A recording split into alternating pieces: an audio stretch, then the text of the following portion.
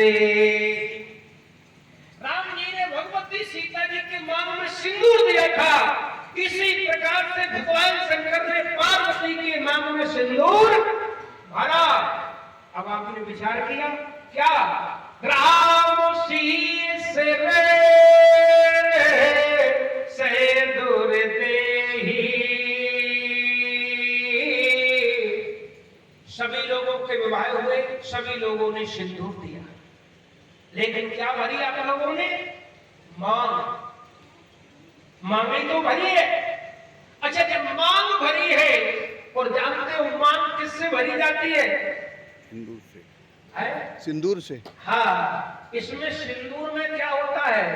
मांग जो भरी जाती है सिंदूर से, इस सिंदूर में होता है पारा, लेड। पारा होता है। वो पारा अगर कहीं जमीन पे गिर गया तो फिर उसको इकट्ठा, हमारे विनोद भैया जानते होंगे, पारा बहुत जल्दी बिखर जाता है। तो जानते हो इस जो सिंदूर में जो महाराज मांग बढ़ते उसमें पारा होता है। मानो आज शंकर जी पार्वती के मांग में सिंदूर दे रहे हैं, वो कह रहे हैं कि देवी, जो मेरा चंचल मन पारे की तरह वो सब जगह घूमता था, मानो आज तुम्हें मैं सिंदूर भर के एक समर्पण कर रहा हूं कि अब आज से देवी मेरा चंचल मन तुम्हारे अलावा कहीं नहीं जाएगा, अगर जाएगा तो तुम्हारे पास ही स्थिर रहेगा। बंधुओं, मांग भरने का मतलब ये नहीं कि तुमने एक चुटकी मांग ली, एक सिंदूर लिया और मांग में भर दिया। मांग भरने का मतलब ये नहीं है।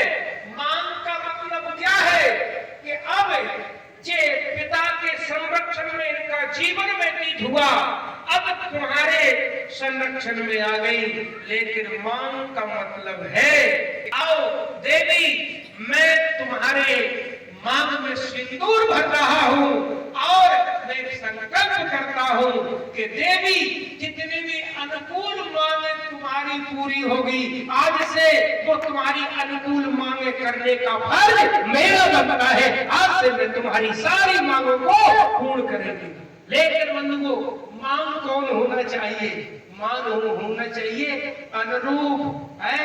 हमारे विनोद भैया बैठे हैं, सोना चल रहा 1,30,000, तो तुम कहो कि हमें महाराज हार चाहिए 5 लाख को, अब कहां से पति लाए? तो मां उचित होना चाहिए, पति की जेब देखना चाहिए, घर की खर्चा देखना चाहिए। तो मेरे कहने का तात्पर्य यही मांग की प्रक्रिया हुई। अब महाराज जो खवासन बैठी थी, सोचा था कि चलो हमें कुछ मिलेगा। अब उन्होंने कहा कि भाई हमें कुछ मिलेगा। बोले हाँ।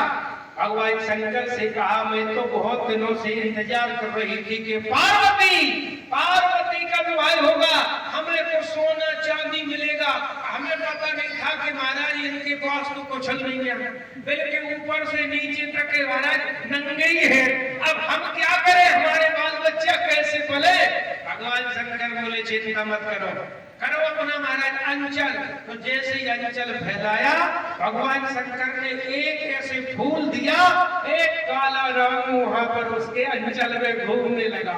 अरे महाराज ऊपर से नीचे तक पसीना निकल गया। अरे कहने लगी, जीवन में गलती हो गई, कभी कोई एक महाराज अपना नेक नहीं मांगेंगे, लेकिन महाराज अपनी जब माया को दूर करो, उसी समय होता क्या, भगवान शंकर ने लाल वाली जो बड़ी वाली महाराज वो क्या होती मधुमक्खी होती छोड़ दी। अब तो महाराज इस प्रकार से झुकाने लगी, चरणों में गिर गई, हे बाबा गलती हो गई, अब किसी के विवाह में कभी नेक नहीं मांगूंगी। लेकिन उसके बाद भोले बाबा ने बंधुओं सोना चांदी मणि माणिक पन्ना पकड़ा या क्या दिया। तुलसीदास जी कहते जो भाई संपन्न हो गया। विवाह संपन्न होने के बाद आज शिक्षा देती है माताएं। ईमानदारी से बताओ, रामचरितमानस में 2 विवाह हुए, वो दोनों विवाह में एक सुनैना और एक मैना। मैना ने सीता जी को शिक्षा दी है, महाराज सुनैना ने सीता जी को शिक्षा दी है। तो मैना ने पार्वती को शिक्षा दी है। बताओ, इतनी माताएं बैठी अपनी बेटी के जब विदा करती है तो शिक्षा देती है। क्या शिक्षा देने लगी है?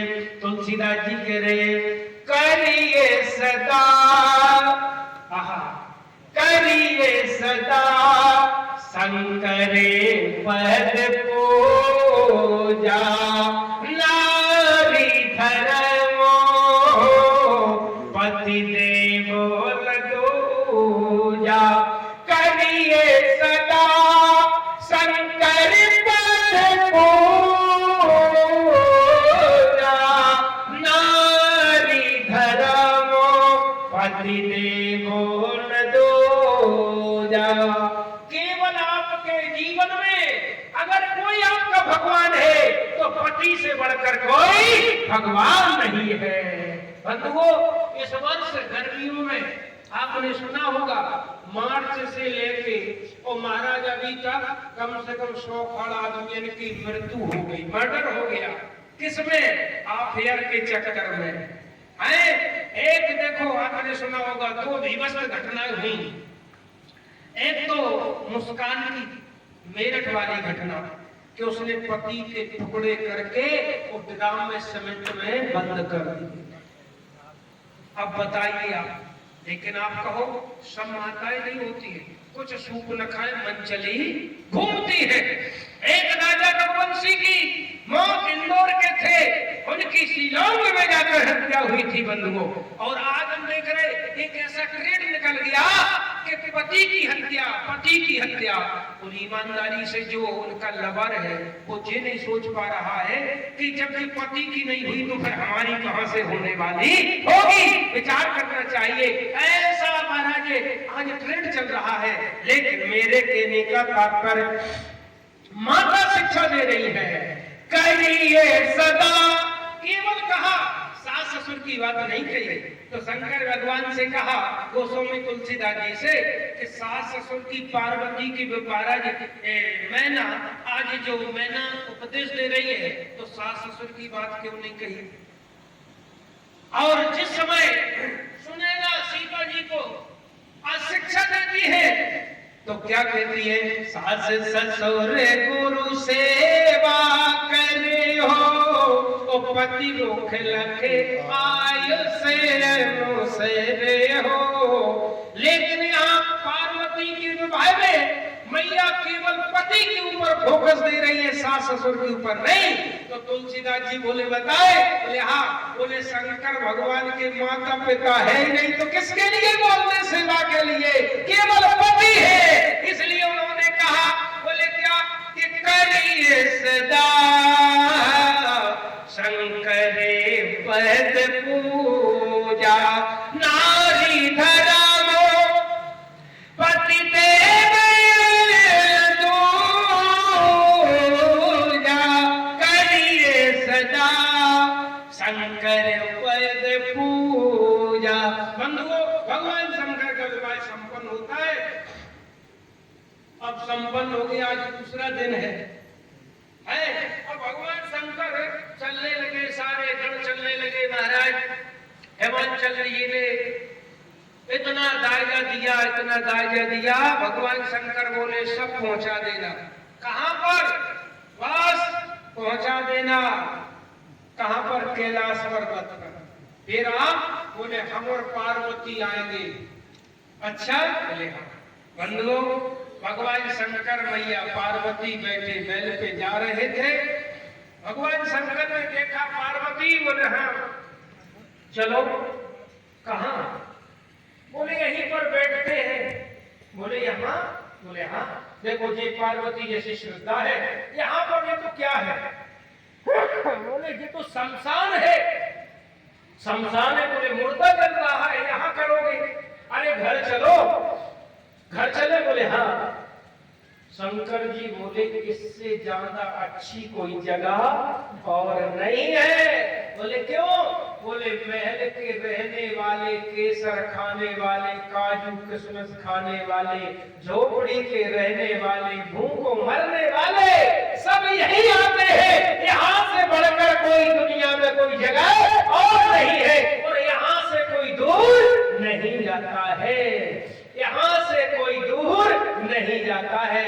अच्छा बोले हाँ, लेकिन बंधुओं जैसे ही वो चिता ठंडी हुई, भगवान शंकर ने आज अपने पूरे शरीर में, आज महाराज चिता को, आज जैसे ही महाराज अपना श्रृंगार किया, पूरे शरीर में लगाई, लगाने के बाद अब चल दिए।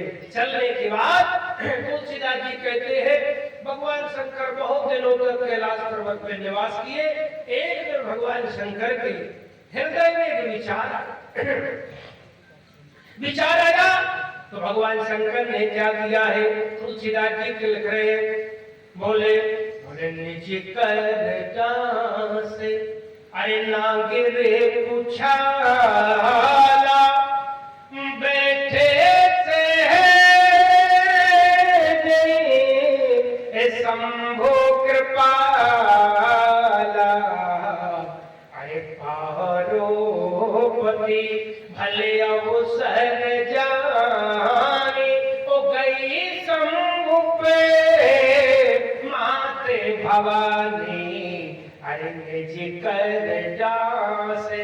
जे है त्रेता के वक्ता, आज बहुत सारे वक्ता है, मैं किसी की बुराई नहीं कर रहा हूं, वक्ता में बड़ी बनावट, बड़ा दिखावा, असर क्यों नहीं पड़ रहा है? इतने टाइम में इतना पैसा, बड़ी मारा नखरे, बड़ा दिखावा। कोई भी इतिहास में बता दे कि कोई भी वक्ता को अभी तक कोई भगवान मिले हो, क्यों नहीं मिले? नखरे, दिखावट, ईर्षा है। कहेंगे काम छोड़ो, क्रोध छोड़ो, लोभ छोड़ो, तो अगर 100 रुपया लिफाफा में कम है तो जेल लगा। असर क्यों नहीं पड़ रहा है? इसलिए नहीं पड़ रहा। भगवान शंकर देखो, आपने हमारे लिए व्यवस्था की है, लेकिन भगवान शंकर त्रेता के सबसे बड़े वक्ता है, सबसे बड़े वक्ता। इन्होंने रामचरितमानस को बना के हृदय में स्थापित किया है, और उसके बाद बड़ी सहज भाव से कथा सुनने कहां, कैलाश पर्वत से अगस्त जी के आश्रम में जाते हैं। ये जीवन की सहजता। आज अगर कोई जाना कथा सुन, पढ़ लेता, लिख लेता, अरे हमारे आगे सब फैल, हमसे अच्छा कोई वक्ता नहीं है, जो कुछ है तो हम ही है, ये अहंकार बोलता है। लेकिन भगवान शंकर और बताए